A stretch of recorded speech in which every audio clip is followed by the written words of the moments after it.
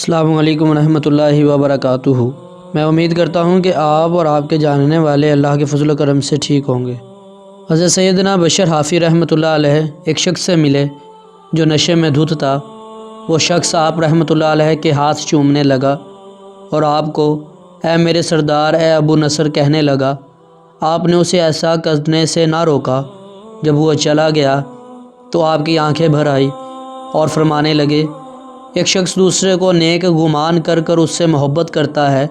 ہو سکتا ہے کہ محبت کرنے والا نجات پا جائے، لیکن اس کے محبوب کا نہ جانے کیا انجام ہو۔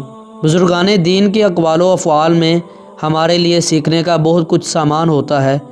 حضرت سیدنا بشر حافی رحمۃ اللہ علیہ اللہ پاک کے نیک بندے اور ان کے ولی کامل تھے۔ انہوں نے جو کچھ فرمایا وہ ان کی عاجزی تھی، مگر ہمیں اس بات پر ضرور غور کرنا چاہیے کہ نیکوں کی وضع اختیار کرنے اور بظاہر نیک نظر آنے کے سبب بسا اوقات لوگ ہمارے ساتھ بھی محبت کے مختلف انداز اپناتے ہیں، ہمارے ہاتھ چومتے، ہمارے سامنے ہاتھ باندھ کر کھڑے ہوتے اور کبھی ہمارے پیچھے ہاتھ باندھ کر چل رہے ہوتے ہیں۔ از خود ہی ہمارے کسی کام کو کرنے یا ہمارے ہی سونپے ہوئے کام کو کرنے میں اپنے لیے سعادت تصور کرتے ہیں۔ کئی لوگ ہمیں اپنی اشیاء دوسروں کے مقابلے میں سستے داموں میں بیچتے ہیں، جبکہ کچھ دکاندار تو ہماری محبت میں پیسے نہ لینے کی ضد بھی کرتے ہیں۔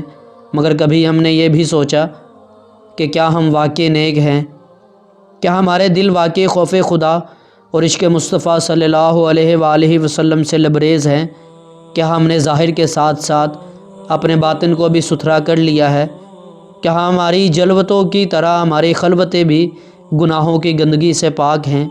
ہماری حالت کہیں ایسی تو نہیں کہ ہمارے ساتھ اچھا گمان رکھنے اور اپنی عقیدتوں کو ہم سے وابستہ کرنے والے تو قیامت کے دن نجات حاصل کر لیں گے، مگر ہمارا معاملہ ان کے برعکس ہو؟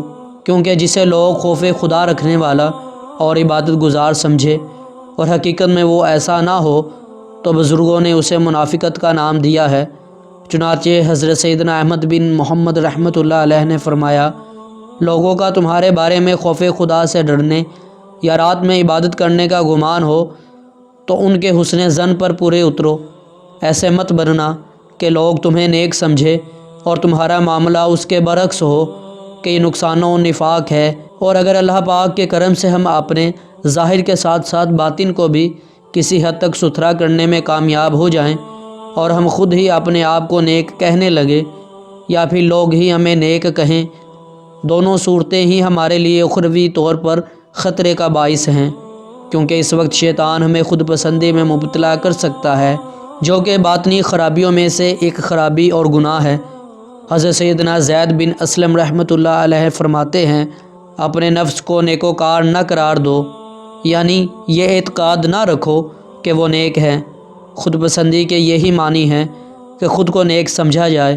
حضرت سیدنا وہب بن منبع رحمۃ اللہ علیہ فرماتے ہیں، جب لوگ تمہیں نیک کہیں تو اس وقت تمہارے لیے ہلاکت ہے۔ حضرت سیدنا عمر بن ذر رحمۃ اللہ علیہ فرماتے ہیں، خدا کی قسم اگر میں جان لوں کہ میں بہت نیک ہوں تو میں اس وقت تک نہ ہنسوں جب تک یہ نہ جان لوں کہ میرے اعمال کی جزا کیا ہے۔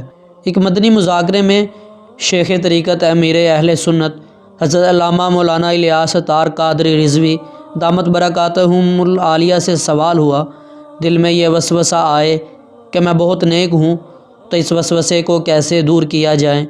اس کے جواب میں آپ نے فرمایا، اعوذ باللہ من الشیطان الرجیم پڑھ لیں اور وسوسے پر توجہ نہ دیں، نہ ہی اس پر دل جمائیں، چونکہ وہ اس وسوسے کو برا سمجھ رہا ہے، اس لیے اس پر کچھ الزام نہیں ہے۔ ہمیں اللہ پاک کی خفیہ تدبیر سے ڈرتے رہنا چاہیے۔ ابلیس بھی تو پہلے بہت مقرب اور بہت بلند درجات و مراتب سے سرفراز تھا، 40,000 سال تک جنت کا خزانچی رہا، 80,000 سال تک فرشتوں کا ساتھی رہا، 20,000 سال تک فرشتوں کو وعظ سناتا رہا، 30,000 سال تک مقربین کا سردار رہا، 1,000 سال تک روحانین کی سرداری کے منصب پر رہا، 14,000 سال تک عرش کا طواف کرتا رہا۔ پہلے آسمان میں اس کا نام عابد، دوسرے میں زاہد، تیسرے میں عارف، چوتھے میں ولی، پانچویں میں تقی، چھٹے میں خازن اور ساتویں آسمان میں اس کا نام عزازیل تھا، جبکہ لوح محفوظ میں اس کا نام ابلیس یعنی سرکش نافرمان لکھا ہوا تھا، اور یہ اپنے انجام سے غافل اور خاتمہ سے بے خبر تھا۔ جب اللہ پاک نے حضرت آدم علیہ السلام کو سجدہ کرنے کا حکم دیا تو ابلیس نے انکار کر دیا اور حضرت آدم علیہ السلام کی تحقیر اور اپنی بڑائی کا اظہار کر کے تکبر کیا۔ اسی جرم کی سزا میں خداوند عالم نے اس کو مردود بارگاہ کر دیا اور اس کی ساری عبادتیں غارت و کارت ہو گئی۔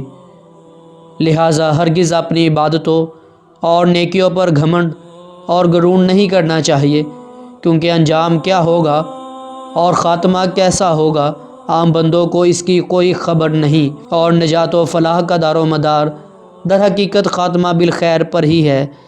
بڑے سے بڑے عابد کا اگر خاتمہ ایمان پر نہ ہوا تو وہ جہنمی ہوگا، اور بڑے سے بڑے گناہ گار کا اگر خاتمہ بالخیر ہو گیا تو وہ جنتی ہوگا۔ ہمیں نہیں معلوم کہ اس دنیا سے ہم اپنا ایمان سلامت لے کر جا سکیں گے یا نہیں۔ ہمیں یہ بھی نہیں معلوم کہ ہماری قبر جنت کے باغوں میں سے ایک باغ ہوگی یا دوزخ کے گڑھوں میں سے ایک گڑھا۔ ہم قبر میں آنے والے فرشتوں یعنی منکر نکیر کے سوالوں کے جوابات بھی دے سکیں گے یا نہیں۔ ہمیں نہیں معلوم کہ کل بروز قیامت ہمارا نامہ اعمال ہمیں دائیں ہاتھ میں دیا جائے گا یا بائیں میں۔ ہمیں نہیں معلوم کہ ہم پل صراط سے بخیریت گزر سکیں گے یا نہیں۔ ہمیں نہیں معلوم کہ جنت نصیب ہوگی یا ہمارا ٹھکانہ جہنم ہوگا۔ لہٰذا میری تمام عاشقان رسول سے فریاد ہے، 21ویں سال 2021 ختم ہونے کے قریب ہے۔ اگر ہماری زندگی نے ساتھ دیا تو ہم نئے 21ویں سال میں داخل ہو جائیں گے۔ اس موقع پر اپنے اعمال اور نیتوں کا باریک بینی سے جائزہ لیجئے۔ لوگ ہمیں نیک کہیں یا ہم لوگوں کو نیک نظر آئیں، ان نیتوں کے ساتھ نہیں بلکہ نیکی اور پرہیزگاری والے راستے کو اللہ پاک کی رضا کے لیے اپنائے رکھیں۔ اللہ پاک آپ کو اور مجھے عمل کرنے کی توفیق نصیب فرمائے، آمین۔ میں امید کرتا ہوں کہ آپ کو یہ ویڈیو پسند آئی ہوگی۔ انشاءاللہ بشرط زندگی اگلی ویڈیو میں ملاقات ہوگی۔ تب تک اللہ تعالیٰ آپ کو اور مجھے اپنے حفظ و امان میں رکھیں۔ والسلام۔